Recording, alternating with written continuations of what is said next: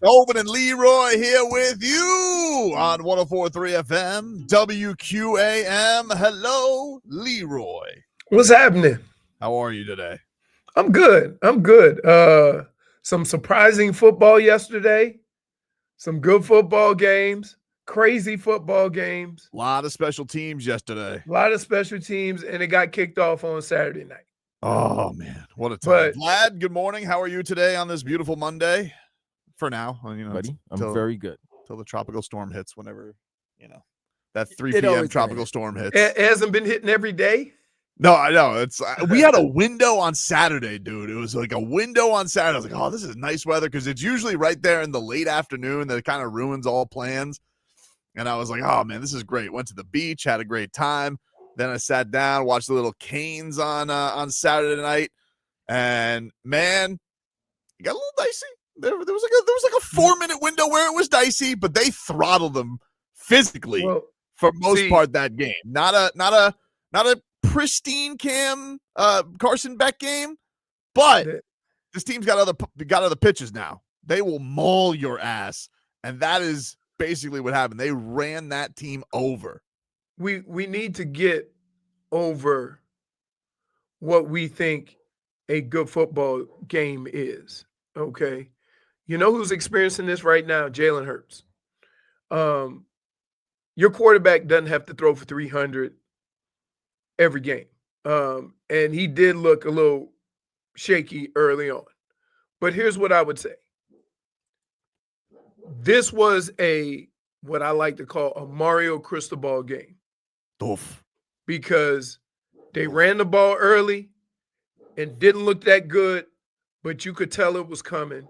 And then 2-yard gains became 8-yard gains. And then they dominated the line of scrimmage in the second half and into the fourth quarter to where it didn't even look close, right?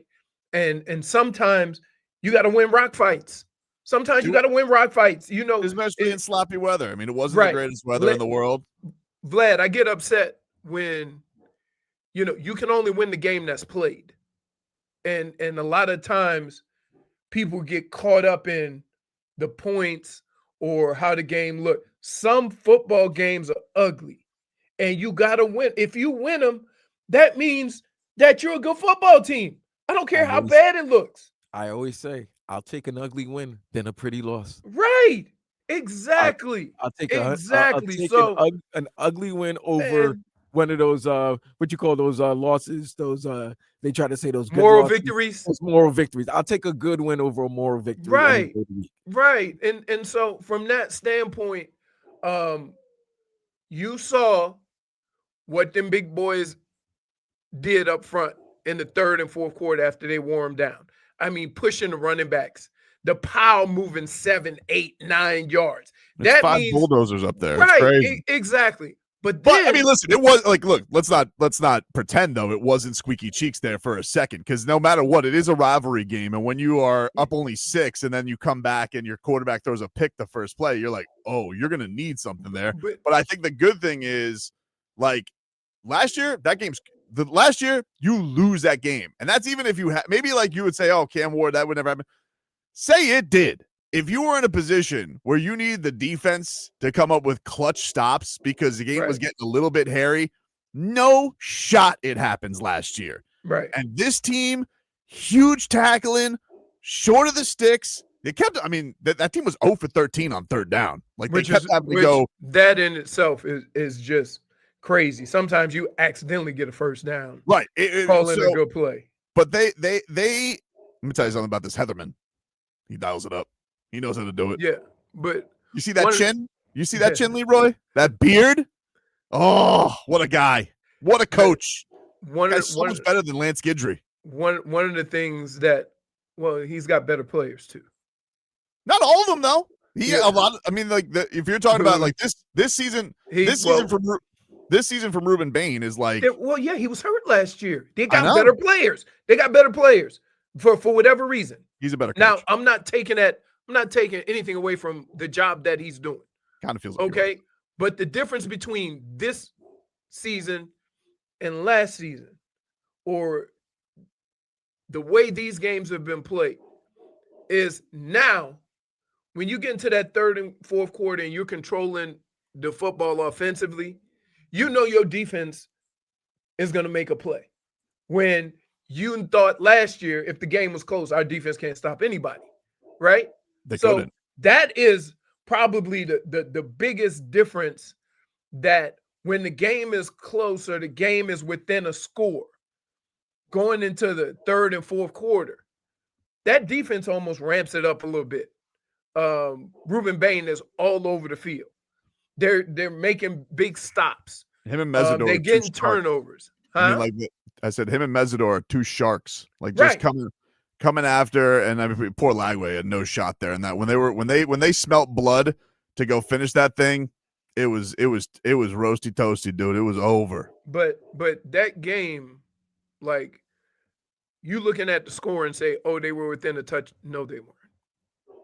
Now, it's your past feelings of how the Canes have responded in recent years in those situations. But, like, you just making an assumption that Florida could go down and score? Like, at no point that I think, yeah, they got a touchdown, right? Great. They got a touchdown. But watching that offense and watching the way the defense was playing against them, I never thought that they would score more than 10 points. Like, it looked bad. That offense looked bad, or the defense looked really good, but they dominated them up front. So that game kind of went. Keep in mind, Florida does not get really blown out. As bad as they have been in some of these clutch moments, the games have always been relatively close. Yeah, even the game with 5 interceptions. Right. So to think that the Canes were going to blow them out, they have enough talent to keep it close. They don't have enough talent to finish the job. No, I understand, but like there was still a 4-minute window. Like, I don't care what you say, and I'm agreeing with everything you're saying, but also every Canes fan is squeaky cheeks as soon as Beck, because it's coming off of their first touchdown drive. Football can flip on momentum. Like I'm familiar. Yeah, so like there was a window, but like there was a point once you got to the situation of, you know, you just needed a field goal to basically ice it away, and they're just like, nah, dude, we're going full steamroll ahead. And that was impressive. And this, I mean, Marty Brown, that catch, that was very impressive too, because even Beck had the squeaky cheeks on that throw, and his running back bailed him out. You know who else had squeaky cheeks? Whoever took the 7.5. No, dude. You're not kidding. You're not kidding. But this was Ruben Bain on Instagram afterwards. He just puts a picture of Heatherman, who I don't think I've ever seen him smile. I've never seen him smile. I've never seen joy of this man. What's crazy is that most DCs and offensive coordinators and offensive line coaches, they're big. He's a little guy. He just is like, yeah, I wouldn't step to him though. No, that's what I'm saying. He got that look. He got that look of crazy. He's got an angry beard. He looks like he looks like he's Sam Bennett's cousin. Like he's just he's just got this look about him. But I find the dichotomy of the coordinators so different, because I look at Dawson, and he always just looks relaxed. He's got, like, you know, he's just dialing up fun plays, and he's like, oh yeah, you know, like, let's just maul here. But not Heatherman. Heatherman is just sitting there stone-faced the entire time. You know? I promise you this. This is how it goes. The offensive coordinators are usually the most laid back, because they don't want anybody to get too worked up, because you got to make adjustments and stuff like that. The defensive coordinator is intense, because defense plays with enthusiasm, with energy, and that usually shows through the defensive coordinator. The other position is offensive line coach. I only met one offensive line coach that was calm my entire life, and that is he's now the head coach at Iowa. Ferentz? Ferentz, yeah, Kirk. Very calm, mellow, talk to you or whatever. Every other offensive line coach was a little bit crazy, right? So there's just certain Like you very rarely see an intense defensive back coach, right? Like it's just certain positions. Linebacker coach, intense. So it's that energy that they have to play with that's reflected, through their coach. Headlines are brought to you by Doral Volkswagen. Doral VW just broke the rules of gravity. Prices falling so fast, we're checking for a crater. Volkswagen price like they've lost their mind. Doral VW, buckle up. No one sells for less. No one. The Canes climbed number 2 in the AP poll after their 26-7 win over the Gators. They got this week off, and that'll, of course, set up for a big-time game against Florida State on the road. Canes venturing out for the first time this season. College game day was a scene. It was an awesome Matthew Tkachuk. He was out there. He was having a great time. He's got him and Saban cursing on air. You got McAfee doing the high dive. The entire campus just looked completely like a party, and everybody was saying that. Did you end up going? Who, me? Yeah, you. No. I thought you said you were to the game or game day. Game. No, I know you didn't go to game day. I thought you were thinking about going to the game. I was thinking about going to the game, and then it started raining. I got in somehow. And I was like, How was the vibes, Vlad? Vibes was good. Gator fans, I give them credit. They showed up, but they knew they weren't going to win, though. But they just wanted to show up for the game. Walked out with their sad jorts. A lot of sad jorts. Yeah, a lot of sad jorts, to be quite honest. That was a very accurate description. We know what the uniform is. The weather was kind of shaky. Yep. Because like an hour right before the game, it started to come down to that kind of and then did you start thinking, oh no, not another delay? Yes, because what happened was there was a delay in the Clemson-Syracuse game. Clemson stinks, by the way. Good God, they are bad. Nothing makes me happier than this guy, this Dabo Swinney. I love the fact that he stinks so bad right now. Our text chain was hilarious because Robbie, very, very Robbie just he goes, God wants more NIL money. and I said, and so then I replied, God's in the portal. It might end up at Bama. We really did. It's probably different than what you're thinking, though. We built this program in God's name, image, and likeness. You might want a few more Hail Marys, dude. God's in the transfer portal, dude. Not enough our fathers. But yeah, it was a great atmosphere, and you could tell like a majority of these Canes fans are having a great feeling about this season. It feels, Nick Saban saying before the game, he's like, this is the most complete team I've seen all year. And that's what it feels like. It feels like they just there's not really, even the kicker who we were like, huh? This guy's booting 50 yarders like it ain't no thing. I was like, why did they show us those FAU stats? Very much like, it got us in my head. Got off to a bad start on the season got a boot when they flashed the stats out. Well, you got to figure he went from there to Miami, that he got to have some kind of talent. You would think so, yeah. Right, but I was, I heard that, and I'm familiar with Nick Saban's work, right? And there's a handful of coaches that believe I'm gonna dominate on the offense and defensive line and fill everything else in. And when he watches the Canes play and he looks at the offense and defensive line, that's probably where he comes when he says complete game, because you can talk about a weakness in the secondary, but you ain't gonna have time to expose that weakness, right? They revamped it completely. I think correct. Was back, right? Either. And do you want to tackle any of these running backs? No. Right? A bunch of Clydesdales back there. Right. So like the basic, when you think of the basic fundamentals of football, the Canes are very strong. Right? Now, all the other stuff with the weapons and stuff, if you want to win a championship, those things are a bonus. But where you're going to win a majority of your games, they are very good in those areas. Teams can't run. You don't have time to throw the ball. You run the ball well on the offensive line. You have talent outside.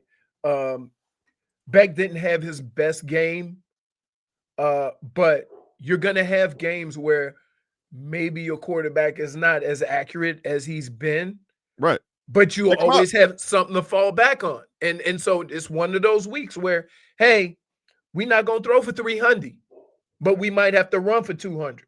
Right.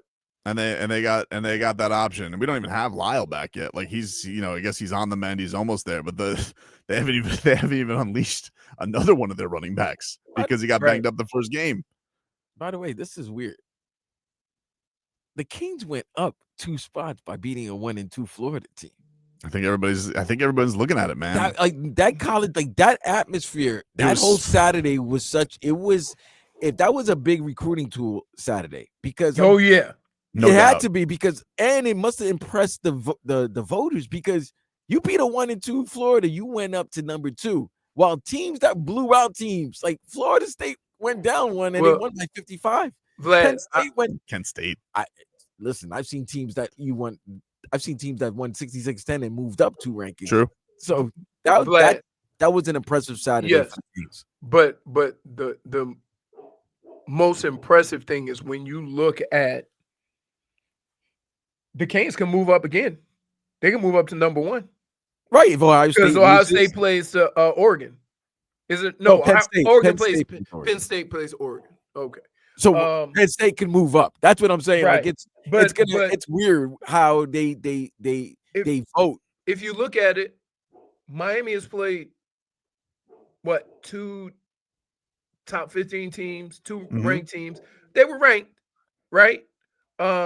And they're probably going to take on another one in a couple of weeks. I mean, right. Gators are at Virginia on a Friday. That's always a weird ACC Friday game. No, the Noles. I'm sorry. The Noles are going to, they're taking on Virginia on a Friday. Like, it's always weird, but they should win. They should win, and that should set up for a monster coming up in a week.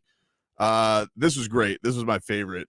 Ruben Bain afterwards on Instagram posts the Canes celebration in the locker room. And I've seen this at the tailgate, but I don't think I've ever seen in the locker room somebody have barbecue gator in the locker room. Oh, that looks disgusting. He was eating it while I saw his tweet out. He was eating it while DBJ was interviewing him afterwards. What is that? Oranges in the mouth? What do they got there? I can't even see. Where is 3 oranges? Oranges, yeah. My God. That's a little gator. Well, Why, Leroy? Why are you always worrying about the size of the? Because because I couldn't figure out where the mouth was, and so I was like, look, it looked like a snake. You want to know why? Then when I saw the mouth, I'm like, oh, okay. You want to know why big gators are big gators, Leroy? Because they're elusive from hunters. They're too big.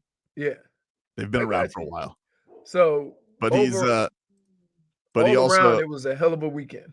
Absolutely. I told you that. Troy Landry goes. Ruben Bain puts the gator up. He goes, part 2, just because I swear I hate y'all. And then in the corner just goes, F them. Is the gator giving a middle finger to the?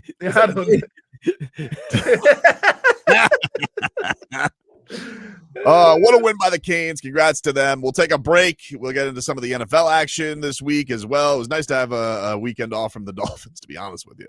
Got to just kick back and watch some football, some wild games, and lots to get into here on a Monday.